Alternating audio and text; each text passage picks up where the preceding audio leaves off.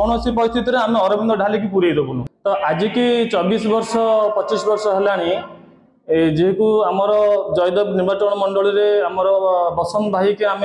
भावी आसलु जे कि सी आगु विगत आगुरी से भी एमएलए प्रार्थी होते बहुत साहय करते लोक भी सहज साहय करती किंतु वर्तमान ये राजनीतिर कथा उठुची जहाँ को आम विरोध करूले 2023 मसीहा 2018 मसीह जी आम अपराध षडयंगी सांसद एग्नेस्ट ठिया होते अरविंद ढाली तो आज केमती दल में पूरा गला सेटा आम चकित किंतु आम चाहूँ कौन जी आमको 30-35 वर्ष काल साहाय्य करिछि सहयोगर हाथ बढ़े जी गरीब ठू समस्त जी साहाय्य करिछि तांको आम अपराध षडयंगी मैडम और जो मनमोहन सामल सार अच्छा तो ये से बालीपाटना जयदेव मंडल प्रोग्राम करती तो बसंत भाई बोली जड़े अच्छी जानते बसंत भाई थ्रू जयदेव मंडल सभापति अच्छा सी भी जेहेतु आमको माने मैडम को साहाय्य करते मैडम को हिसाब से अरविंद ढाली की टिकेट देले बसंत भाई की न देगी सेटा आम बहुत माने खराब मन भावुचु किंतु आमे चाहूँ जदि बसंत भाई की टिकेट न दि जाए ताले आमे जयदेव कोण अनुकोण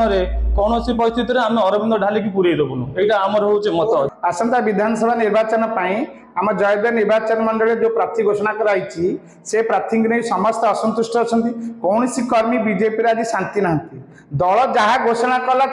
मानवे कि न मानवे से पर कथा किंतु घटनाटा हूँ गोटे स्थानीय लोक बसंत भाई जे 30 वर्ष पड़ी राति दिन ये एक करदे तेणु आमको भारी बाधा लगलानी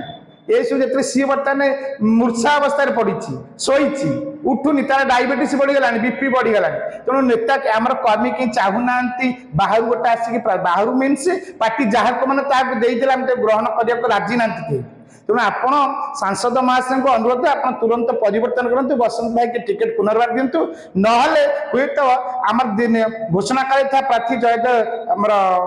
प्रार्थी घोषणा कर प्रार्थी को आम निर्वाचन मंडल में कई भर्ती करेंगे ना बोली प्रतिज्ञा नहीं सारे तुरंत अनुरोध ये प्रार्थी को परिवर्तन करा दे स्थानीय प्रतिनिधि बसंत भाई के देवाक आम समस्त दाबी एवं अनुरोध।